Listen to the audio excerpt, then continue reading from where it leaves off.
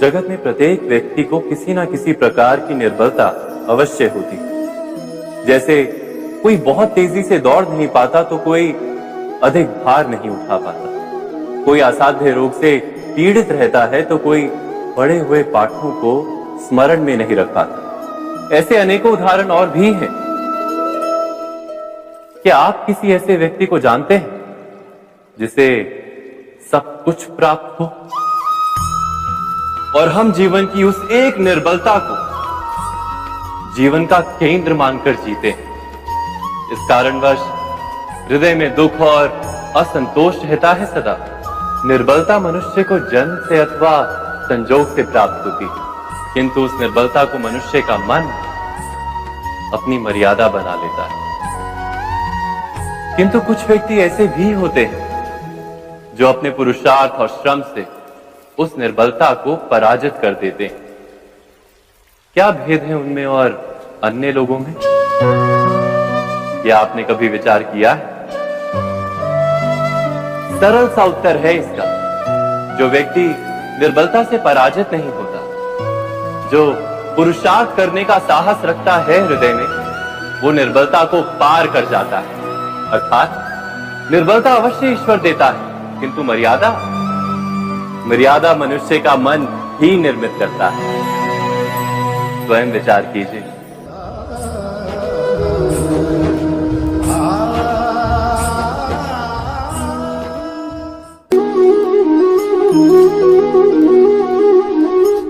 भविष्य का दूसरा नाम है संघर्ष। हृदय में आज इच्छा होती है और यदि पूर्ण नहीं हो पाती तो हृदय भविष्य की योजना बनाता है। भविष्य में इच्छा पूर्ण होगी ऐसी कल्पना करता रहता है, किंतु जीवन ना तो भविष्य में है ना अतीत में। जीवन तो इस क्षण का नाम, अर्थात इस क्षण का अनुभव ही जीवन का अनुभव। पर हम ये जानते हुए भी इतना सा सत्य समझ नहीं पाते। या तो हम बीते हुए समय के स्मरणों को घेर कर बैठे रहते, या फिर आने वाले समय के लिए हम योजनाएं बनाते रहते हैं और जीवन जीवन बीत जाता है। एक सत्य यदि हम हृदय में उतार लें कि ना हम भविष्य देख सकते हैं, ना ही भविष्य निर्मित कर सकते हैं, हम तो केवल धैर्य और साहस के साथ भविष्य को आलिंगन दे सकते हैं, स्वागत कर सकते हैं भविष्य का। तो क्या जीवन का हर पल जीवन से नहीं भर जाएगा? स्वयं विचार कीजिए।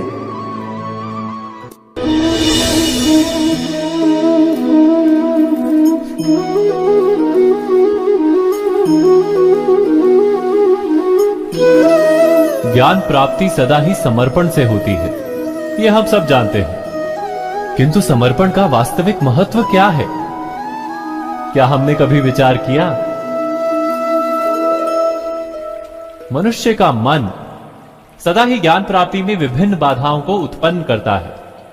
कभी किसी अन्य विद्यार्थी से ईर्ष्या हो जाती है, कभी पढ़ाए हुए पाठों पर संदेह जन्मता है और कभी गुरु द्वारा दिया गया दंड मन को अहंकार से भर देता है। नहीं, क्या ऐसा नहीं होता? न जाने कैसे कैसे विचार मन को भटकाते हैं और मन की इसी अयोग्य स्थिति के कारण हम ज्ञान प्राप्त नहीं कर पाते। मन की योग्य स्थिति केवल समर्पण से निर्मित होती है। समर्पण मनुष्य के अहंकार का नाश करता है। ईर्ष्या, महत्वाकांक्षा आदि भावनाओं को दूर कर हृदय को शांत करता है और मन को एकाग्र करता है। वास्तव में ईश्वर की सृष्टि में ना ज्ञान की मर्यादा है, ना ज्ञानियों की। गुरु दत्तात्रेय ने तो गाय और श्वान से भी ज्ञान प्राप्त कर लिया था। अर्थात विषय ब्रह्म ज्ञान का हो या जीवन के ज्ञान का या गुरुकुल में प्राप्त होने वाले ज्ञान का, उसकी प्राप्ति के लिए गुरु से अधिक महत्व है उस गुरु के प्रति हमारा समर्पण। क्या ये सत्य नहीं?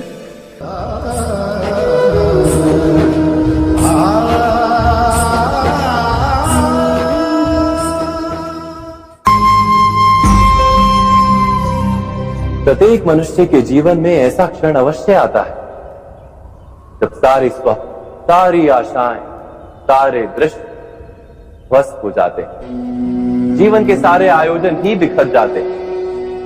एक और धर्म होता है और दूसरी ओर सुख।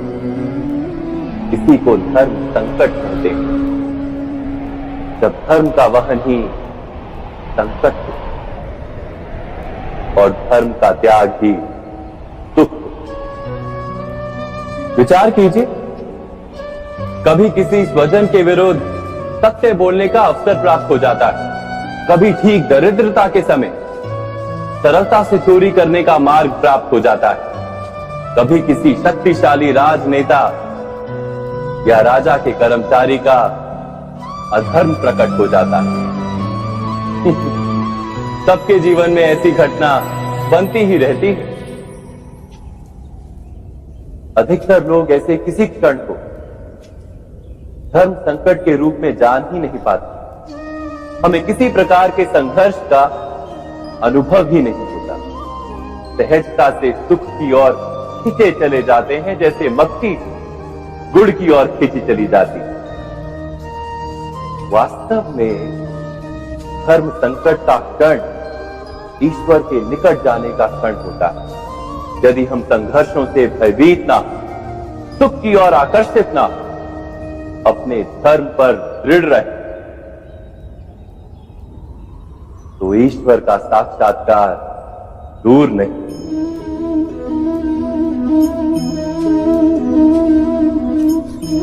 पवन से युद्ध करने वाला पत्ता यदि पेड़ से गिरता है तो भी आकाश की ओर उठता है।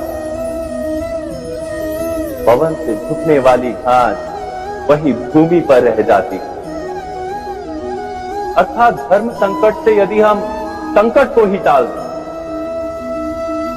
तो सुख तो मिलता है, जीवन बढ़ता है, किंतु क्या चरित्र नहीं टूटता?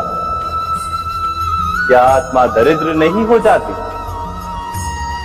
क्या ईश्वर से अंतर नहीं हो जाता? स्वयं विचार की। दो व्यक्ति जब निकट आते हैं तो एक दूसरे के लिए सीमाएं और मर्यादाएं निर्मित करने का प्रयत्न अवश्य करते हैं। हम यदि सारे संबंधों पर विचार करें तो देखेंगे कि इन सारे संबंधों का आधार यही सीमाएं हैं जो हम दूसरों के लिए निर्मित करते हैं। और यदि अनजाने में भी कोई अन्य व्यक्ति इन सीमाओं को तोड़ता है तो उसी क्षण हमारा हृदय क्रोध से भर जाता है। इन सीमाओं का वास्तविक रूप क्या है? क्या हमने कभी विचार किया? सीमाओं के द्वारा हम दूसरे व्यक्ति को निर्णय करने की अनुमति नहीं देते। अपना निर्णय उस व्यक्ति पर थोपते हैं, अर्थात किसी की स्वतंत्रता का अस्वीकार करते हैं। और जब स्वतंत्रता का अस्वीकार किया जाता है तो उसका हृदय दुख से भर जाता है। और जब वो सीमाओं को तोड़ता है तो हमारा हृदय क्रोध से भर जाता है। क्या ऐसा नहीं होता?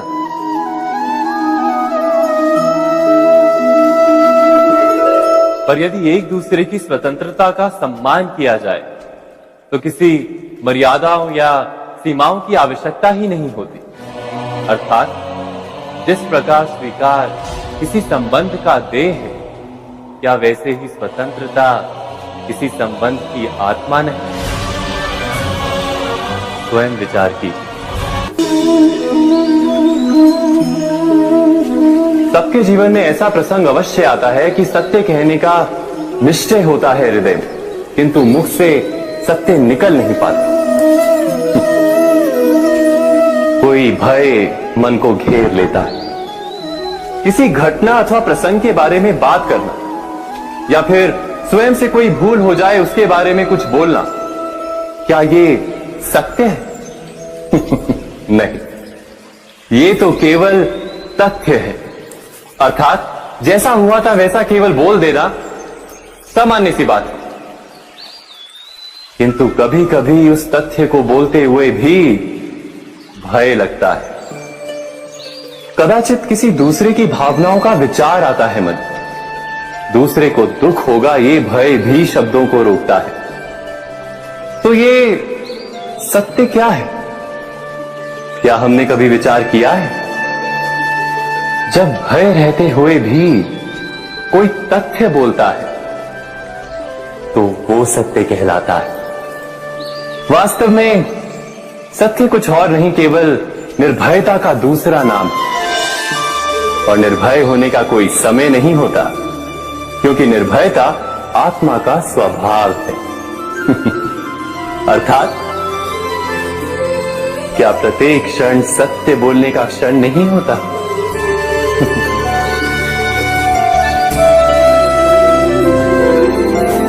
स्वयं विचार कीजिए।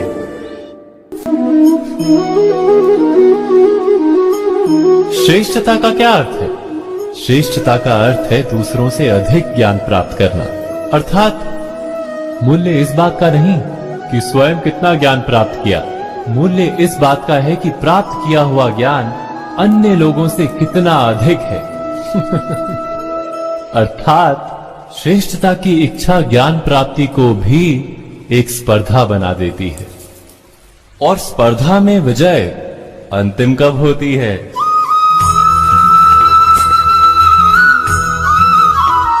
कुछ समय के लिए तो श्रेष्ठ बना जा सकता है, किंतु सदा के लिए कोई श्रेष्ठ नहीं रह पाता। फिर वही असंतोष, पीड़ा और संघर्ष जन्म लेता है। किंतु श्रेष्ठ बनने के बदले यदि उत्तम बनने का प्रयत्न करें तो क्या होगा? उत्तम का अर्थ है कि जितना प्राप्त करने योग्य है वो सब प्राप्त करना, किसी से अधिक पाने की इच्छा से नहीं, मात्र आत्मा की तृप्ति हेतु कुछ प्राप्त करना। उत्तम के मार्ग पर किसी अन्य से स्पर्धा नहीं होती, स्वयं अपने आप से स्पर्धा होती है। अर्थात उत्तम बनने का प्रयत्न करने वाले को देर अबेर सारा ज्ञान प्राप्त हो जाता है, बिना प्रयत्न के ही वो श्रेष्ठ बन जाता है। किंतु जो श्रेष्ठ बनने का प्रयत्न करता है वो श्रेष्ठ बने या ना बने, उत्तम कभी नहीं बन पाता।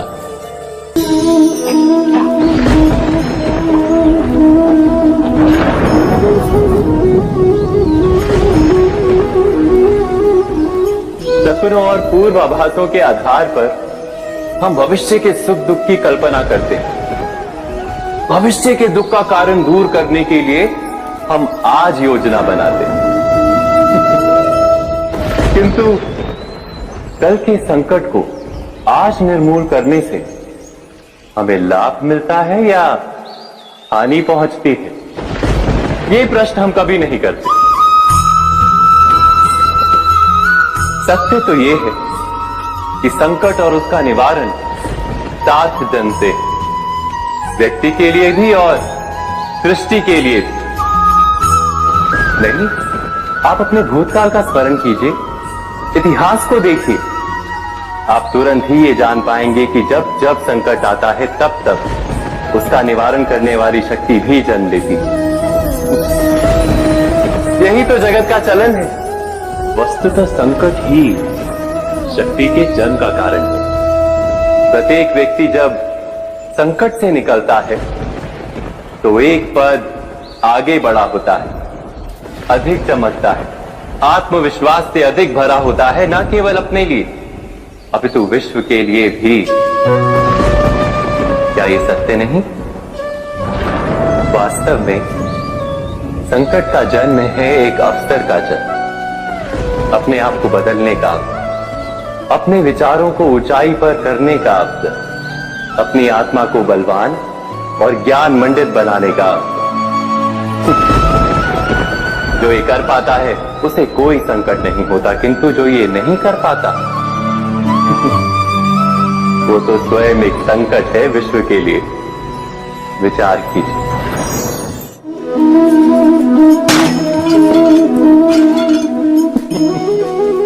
स्वयं विचार कीजिए।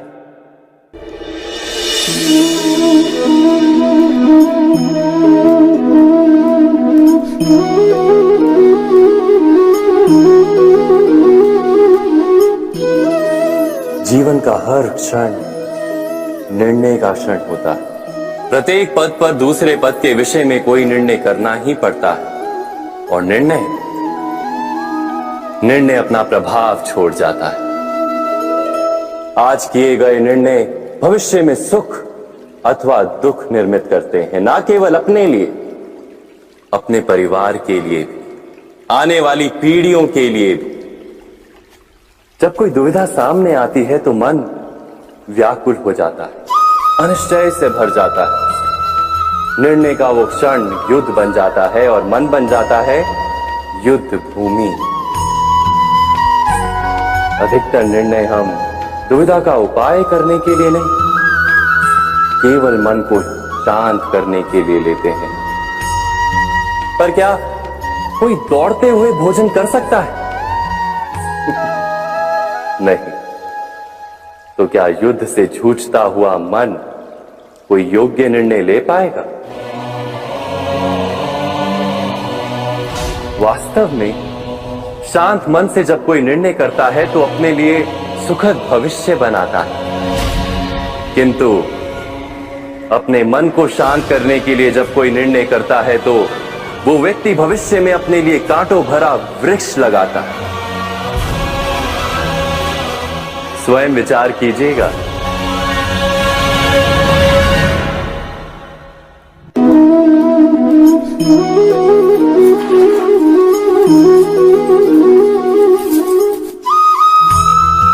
जीवन में आने वाले संघर्षों के लिए जब मनुष्य स्वयं को योग्य नहीं मानता, जब उसे अपने ही बल पर विश्वास नहीं रहता, तब वो सद्गुणों को त्याग कर दुर्गुणों को अपनाता है। वस्तुतः मनुष्य के जीवन में दुर्जनता जन्म ही तब लेती है जब उसके अंतर में आत्मविश्वास नहीं होता। आत्मविश्वास ही अच्छाई को धारण करता है। ये आत्मविश्वास है क्या?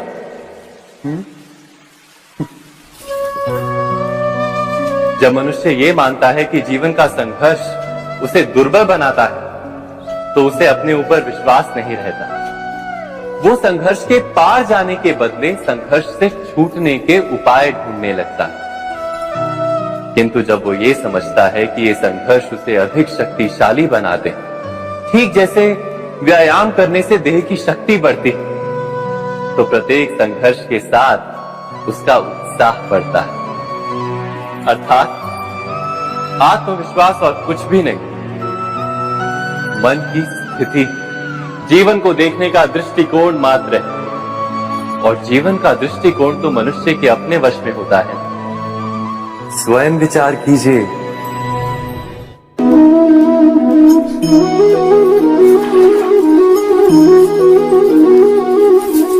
पिता सदा ही अपने संतान के सुख की कामना करते हैं, उनके भविष्य की चिंता करते रहते हैं। इसी कारणवश सदा ही अपने संतानों के भविष्य का मार्ग स्वयं निश्चित करने का प्रयत्न करते रहते हैं। जिस मार्ग पर पिता स्वयं चला है, जिस मार्ग के कंकर पत्थर को स्वयं देखा है, मार्ग की छाया, मार्ग की धूप को स्वयं जाना है, उसी मार्ग पर उसका पुत्र भी चले, यही इच्छा रहती है हर पिता की। निसंदेह उत्तम भावना है ये। किंतु 3 प्रश्नों के ऊपर विचार करना हम भूल ही जाते हैं। कौन से प्रश्न? प्रथम प्रश्न, क्या समय के साथ प्रत्येक मार्ग बदल नहीं जाते? क्या समय सदा ही नई चुनौतियों को लेकर नहीं आता? तो फिर बीते हुए समय के अनुभव नई पीढ़ी को किस प्रकार लाभ दे सकते हैं? दूसरा प्रश्न, क्या प्रत्येक संतान अपने माता पिता की छवि होता है? हाँ, संतानों को संस्कार तो अवश्य माता पिता देते हैं, किंतु भीतर की क्षमता तो ईश्वर देते हैं। तो जिस मार्ग पर पिता को सफलता मिली है, विश्वास है कि उसी मार्ग पर उसकी संतानों को भी सफलता और सुख प्राप्त होगा। तीसरा प्रश्न, क्या जीवन के संघर्ष और चुनौतियां लाभकारी नहीं होती? क्या प्रत्येक नया प्रश्न एक नए उत्तर का द्वार नहीं खोलता? तो फिर संतानों को नए नए प्रश्नों, संघर्षों और चुनौतियों से दूर रखना, ये उनके लिए लाभ करना कहलाएगा या हानि पहुंचाना? अर्थात जिस प्रकार संतान के भविष्य का निर्माण करने के बदले उसके चरित्र का निर्माण करना श्रेष्ठ है, वैसे संतानों के जीवन का मार्ग निश्चित करने के बदले उन्हें नए संघर्षों के साथ जूझने के लिए मनोबल व ज्ञान देना अधिक लाभदायक नहीं होगा? स्वयं विचार कीजिए। मनुष्य की सबसे बड़ी दुर्बलता क्या होती है? सोचिए। धन, प्रेम, अहंकार। मनुष्य की सबसे बड़ी दुर्बलता होती है उसके रहस्य। चाहे आप कितने भी शक्तिशाली क्यों ना हो, कितने भी प्रबल क्यों ना हो, परंतु उसके रहस्य उसके नाश की चाबी होती है। इसलिए यदि प्रबल रहना है, शक्तिशाली रहना है, समर्थ रहना है, तो अपने रहस्य को किसी को भी ना बताएं, ना मित्र को और ना ही शत्रु को, क्योंकि समय पड़ने पर कब कौन शत्रु हो जाए ऐसा कहना संभव नहीं। विभीषण को रावण के अमृत कुंड का ज्ञात था, इसीलिए प्रभु श्री राम रावण का वध करने में सफल हो सके। इसलिए उचित यही है कि आप अपने रहस्य को स्वयं तक ही सीमित रखें। मनुष्य जीवन की परीक्षा में सफल होने के लिए क्या नहीं करता? वो परिश्रम करता है, दौड़ भाग करता है, और ये सब करने के पश्चात भी जब उसका काम नहीं बनता तो वो नकल करता है ना? तनिक लौटिए अपने बचपन में, स्मरण कीजिए अपने बचपन की स्मृतियों का। क्या स्मरण हुआ? विद्यालय में जब आप परीक्षा देने जाते थे तो क्या होता था? आप ना सही, परंतु कोई ना कोई सफलता पाने के लिए नकल करता ही था और उत्तीर्ण भी हो जाता था, है ना? परंतु जीवन की परीक्षा ऐसी नहीं होती। नकल करने वाला सफल नहीं होता। कारण विद्यालय में सबके प्रश्न पत्र एक होते थे, परंतु जीवन के प्रश्न पत्र और उनकी कठिनाई सबके लिए भिन्न होती, तो निश्चित रूप से उनके उत्तर भी भिन्न होंगे ना। इसलिए यदि आपको जीवन में सफलता पानी है तो नकल ना कीजिए, स्वयं के प्रश्नों का उत्तर स्वयं ढूंढिए और सफलता आपकी ही होगी।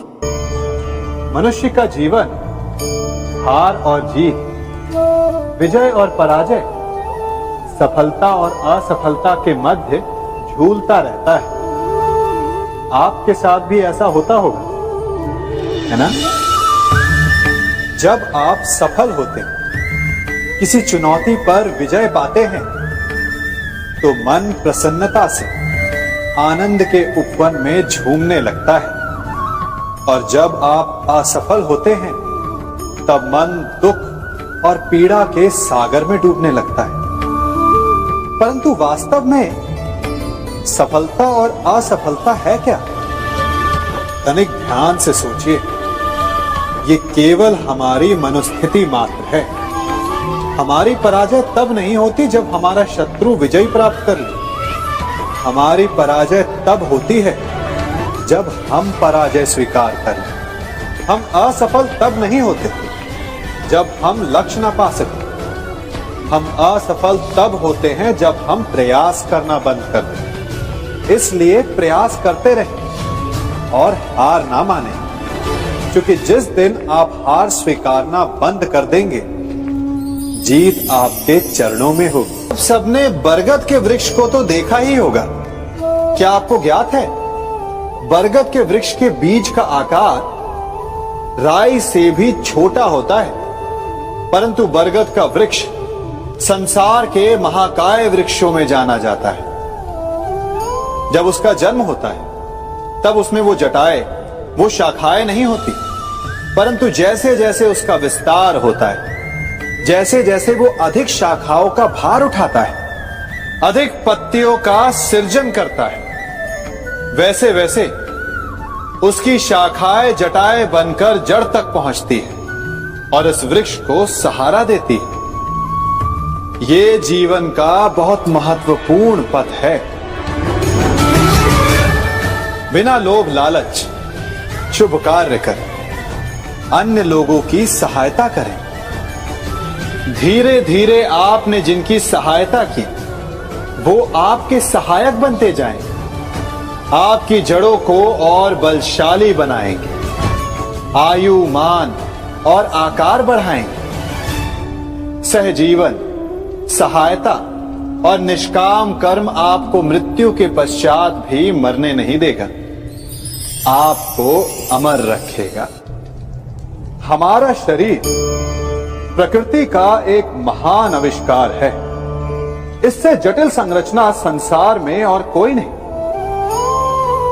हमारा शरीर जितना जटिल है, यदि इसे ठीक से जाना जाए तो इससे अधिक सरल ज्ञान देने वाला और कोई नहीं। हमारे शरीर में पंच इंद्रियां होती हैं जो हमें भाव, गुण और वस्तुओं का बोध कराती हैं।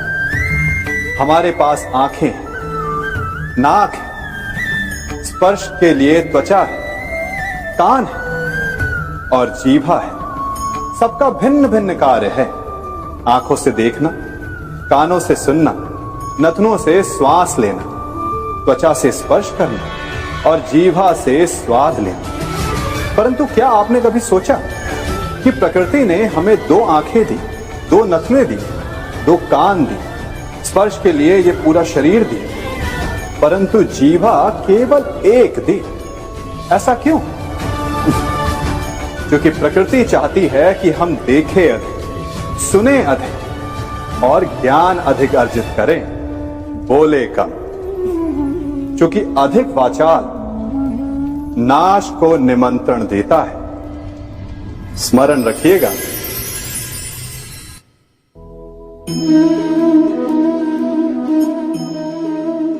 ये सदा यही कहते आए कि यदि आगे बढ़ना है तो अपनों का साथ दो।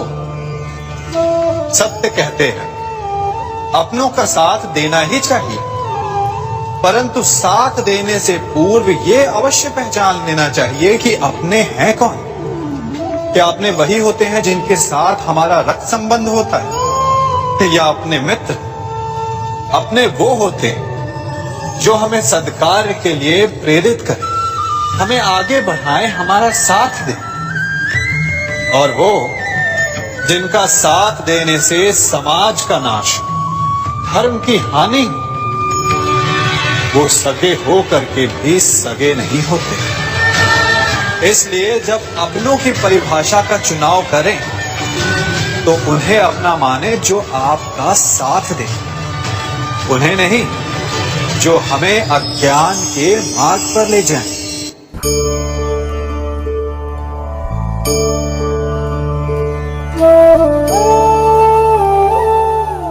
आप जिनसे प्रेम करते हैं सदा उनके समीप रहना चाहते हैं, नहीं चाहते कि कभी अपनों से दूर होना पड़े, बिछड़ना पड़े। परंतु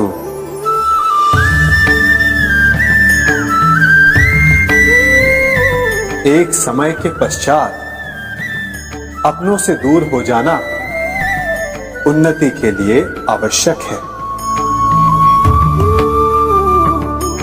आप माता पिता हैं। यदि आप अपनी संतान के जीवन के हर पग पर उनका मार्गदर्शन करते रहेंगे तो आपकी संतान स्वयं मार्ग चुनना कैसे सीखेगी? मार्ग के कांटों से स्वयं को बचाना कैसे सीखेगी? इसीलिए एक समय के पश्चात अपनों से बनाई गई दूरी सदा लाभदायक रहती है। आज मैं आप सबको एक कथा सुनाता हूं। एक दिन प्रातः एक व्यापारी अपने घर से निकला। घर से निकलते ही एक बिल्ली ने उस व्यापारी का मार्ग काट दिया। व्यापारी घबरा गया वो फिर से घर लौट गया और शुभ घड़ी की प्रतीक्षा करने लगा। और जब वो पुनः अपने घर से निकला तब वो वाहन जा चुका था जिससे राजा तक पहुंचकर उसे भेंट देनी थी। राजा को भेंट नहीं मिली।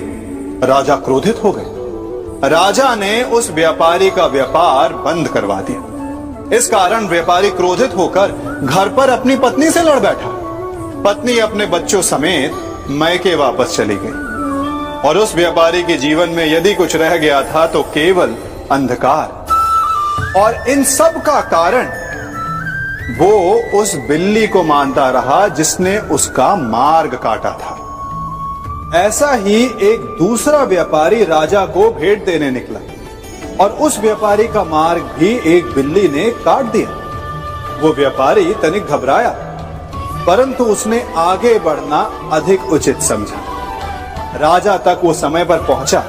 उसने राजा को भेंट दी। राजा प्रसन्न हुए और राजा ने व्यापारी को अपना व्यापार बढ़ाने की अनुमति दी, स्वर्ण आभूषण दी। जब व्यापारी घर पर पहुंचा तो पत्नी को आभूषण और अपने बच्चों को देने के लिए वस्त्र थे उसके पास। हर ओर प्रसन्नता थी। समझ रहे हैं ना? दोनों के साथ एक ही प्रकार की घटना हुई, परंतु दोनों की प्रतिक्रिया भिन्न थी। ऐसा ही हमारा जीवन भी है। हमारे जीवन में प्रारब्ध का अपना स्थान है, परंतु उससे कई अधिक महत्वपूर्ण हमारी प्रतिक्रिया, हमारे सोच का प्रभाव है, क्योंकि यही हमारे जीवन को आकार देते हैं। इसलिए अपनी सोच को सकारात्मक रखिए। आपका जीवन सदैव आनंदमय।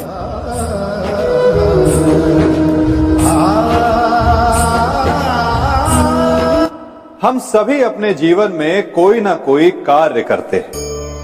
कार्य करते हैं तो थकान की अनुभूति होती है और यदि थकान ना उतरे तो कार्य करने का मन नहीं करता। हम आशा करते हैं कि कदाचित एक दिन में 24 के स्थान पर 26 घंटे होते तो आराम करने के लिए हमें और अधिक समय मिल जाता। हमें ऐसा अनुभव होता है कि हम बहुत अधिक कार्य कर रहे हैं, है ना?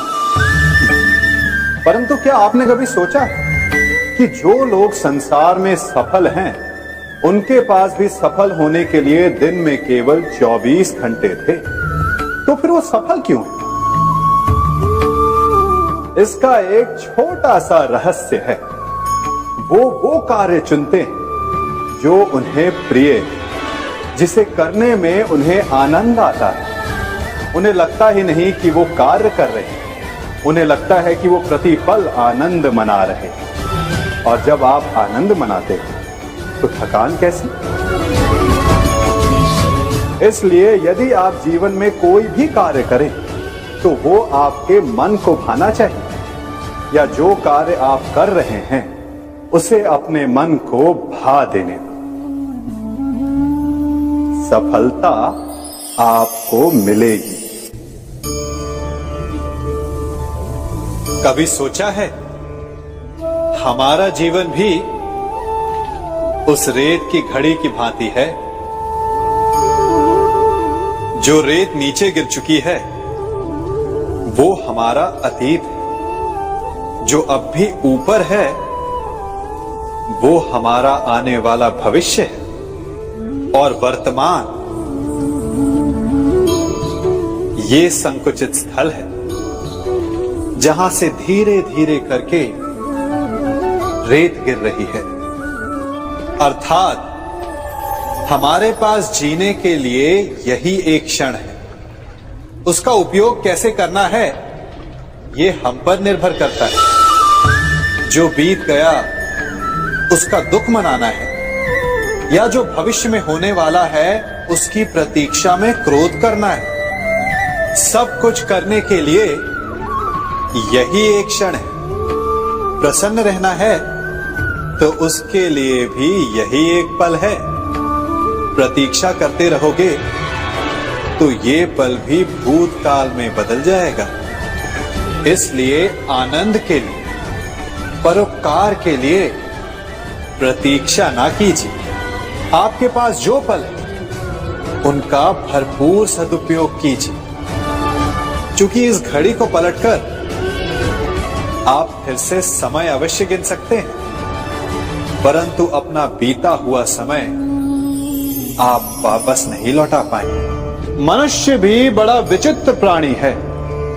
अपनों से नीचे के स्तर के लोगों को वो हे दृष्टि से देखता है, उनका उपहास उड़ाता है, उनसे बार बार कहता है कि तुम्हारा कुछ नहीं हो सकता, तुम भविष्य में कुछ नहीं कर पाओगे। जब मनुष्य के पास धन, संपत्ति, मान होता है तो वो दूसरों का आदर नहीं करता, परंतु वो एक बात भूल जाता है कि उससे भी अधिक शक्तिशाली कोई अस्तित्व में है, और वो है समय। काल काल अपना चक्र कब बदलेगा ये कोई नहीं जानता। समय अपनी करवट कब लेगा ये कोई नहीं जानता। कोयला भी समय के साथ साथ हीरे में परिवर्तित हो जाता है। इसलिए जीवन में कभी भी किसी का भी उपहास नहीं उड़ाना चाहिए।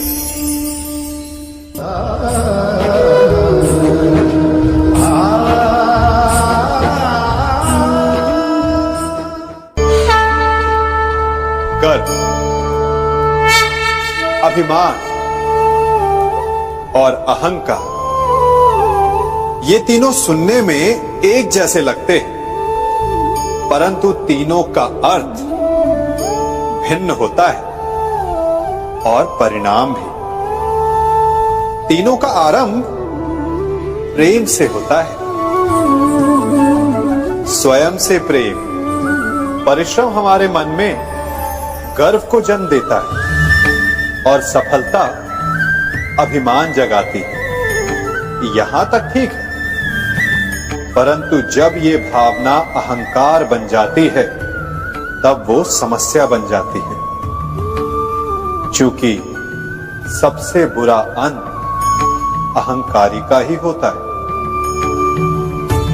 परंतु मनुष्य के लिए पहेली यही है कि पहचाना कैसे जाए कि अहंकार जग गया है और उसका दमन आवश्यक है। इसका उत्तर मैं नहीं, आपका मन देगा। जब तक आप स्वयं से प्रसन्न हैं, जब तक आप सबसे ऊंचा उठने का प्रयास कर रहे हैं, तब तक ठीक है। परंतु जब आपके मन में दूसरों को नीचा समझने का भाव आ जाए तो सावधान हो जाइए, क्योंकि यही अहंकार है जो वास्तव में आपको हीन कर रहा है।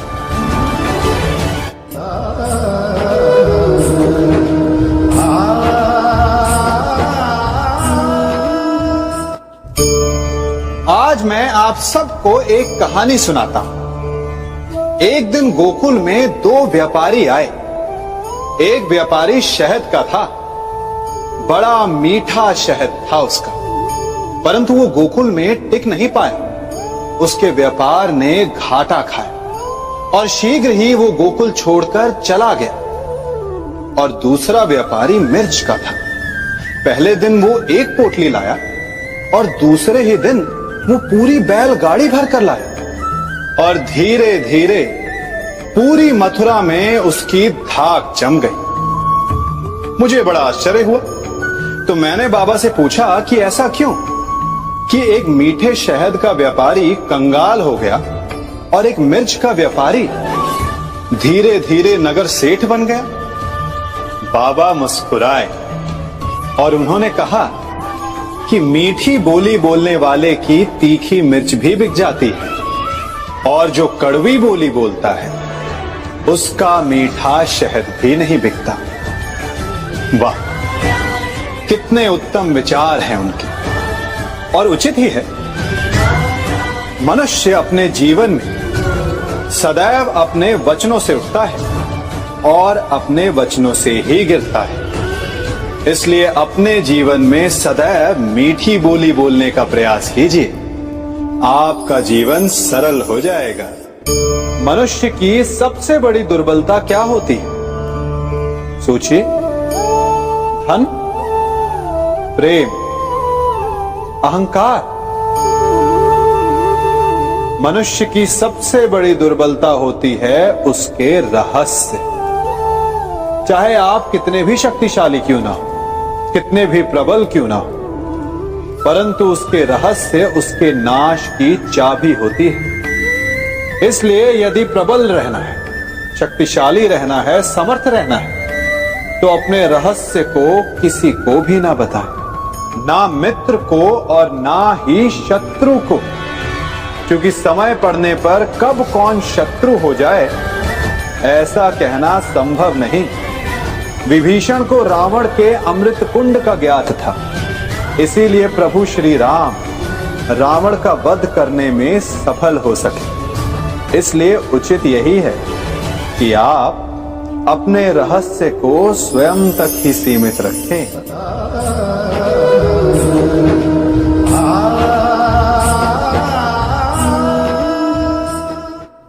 युवा अवस्था भी हमारे जीवन का कितना सुंदर काल होता है ना।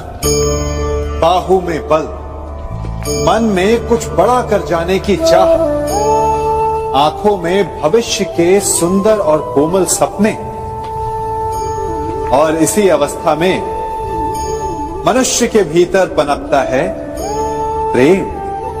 किसी को देखकर उस पर मन मोहित हो जाता है और फिर मनुष्य अपना सब कुछ उस पर न्यौछावर कर देना चाहता है। फिर प्रेम की परिणति होती है विवाह में। क्यों? सबको अपने खट्टे मीठे संस्मरण स्मरण हुआ है ना। परंतु यहीं से अधिकतर माता पिता और संतान के मध्य विचारों का विरोध प्रारंभ हो जाता है। संतान को लगता है कि उसका चुना जीवन साथी ही उसके लिए उपयुक्त है, और माता पिता को लगता है कि संतान अनजाने में भूल कर रही है। संतान का तर्क होता है कि उसे विवाह किससे करना है, ये उसका अधिकार है, और माता पिता का तर्क ये होता है कि अब भी जीवन साथी चुनने की समझ संतान में है ही नहीं। तो इस अवरोध को काटा कैसे जाए, उचित निर्णय कैसे लिया जाए?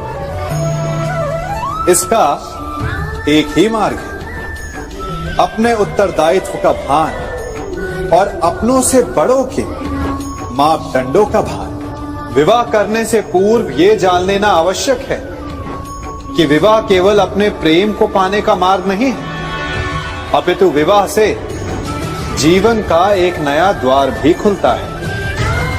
और हर नए जीवन के साथ नए उत्तरदायित्व भी होते हैं, और यदि इन उत्तरदायित्वों को समझकर निर्णय लिया जाए तो विश्वास कीजिए आपका दाम्पत्य जीवन आनंद से भरा रहेगा और आपको कभी ये पछतावा नहीं होगा कि आपने कोई अनुचित निर्णय लिया। सागर का जल वाष्प बनकर उड़ता है, तब वो हमें दिखाई नहीं देता। मेघ उस जल को अपने भीतर छिपा लेते हैं, लंबी यात्रा करते हैं, प्रयास करते हैं कि वो जल सदा उनके भीतर छिपा रहे। परंतु जब वायु का वेग उन्हें उड़ाकर किसी पर्वत से ले जाकर के टकरा देता है, तब उन मेघों को बरसना ही पड़ता है, क्योंकि यही नियति है, यही प्रकृति है। क्योंकि जल को सागर में जाकर मिलना ही है। ठीक ऐसा ही हमारे साथ भी होता है। हम सत्य अपने मन के मेघों में चाहे जितना छिपाने का प्रयास कर ले, परंतु समय की आंधी उसे वास्तविकता के पर्वत से ले जाकर के टकराकर हमारे समक्ष ले ही आती है। जिस भय के कारण आप सत्य को सामने नहीं लेकर आना चाहते, एक दिन वही भय हमारे समक्ष आकर खड़ा हो जाता है और फिर हम लाचार हो जाते हैं, क्योंकि हमने उस भय का सामना करने की तैयारी नहीं की होती। इसलिए सत्य से भागे नहीं, उसे छिपाए भी नहीं, उसे स्वीकार करें। भविष्य की बड़ी विपत्ति से बच जाएंगे।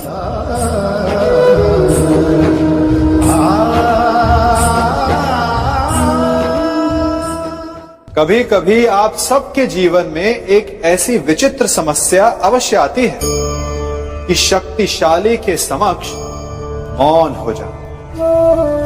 कि उस शक्तिशाली से विवाद करने से बचने के लिए आप मौन रह जाते। मानता हूं ऐसा करने से आप एक विवाद से बच जाते, एक संघर्ष से बच जाते, परंतु ऐसा बचाव एक बड़े संघर्ष को जन्म दे देता है। कैसे?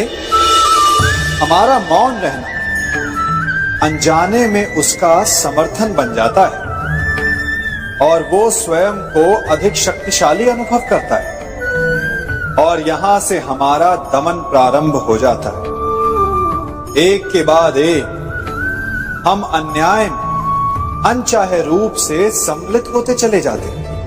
तो इसका तोड़ क्या है? ये समझने के लिए ये जानना आवश्यक है कि ऐसी कौन सी बात है जो आपको विरोध करने से रोकती है। ये सामने वाले की शक्ति नहीं जो आपको रोकती है, ये आपके भीतर छिपा भय है जो आपको रोकता है। हाँ, कभी कभी भय आपकी सुरक्षा अवश्य कर सकता है, परंतु साथ साथ ये भी जानना आवश्यक है कि ये भय ही है जो आपको मौन भी रखता है। इसलिए अपने मन से भय को निकालिए और खुलकर अनीति का, अन्याय का विरोध कीजिए और फिर देखिएगा आपका मन कितना मुक्त, कितना हल्का अनुभव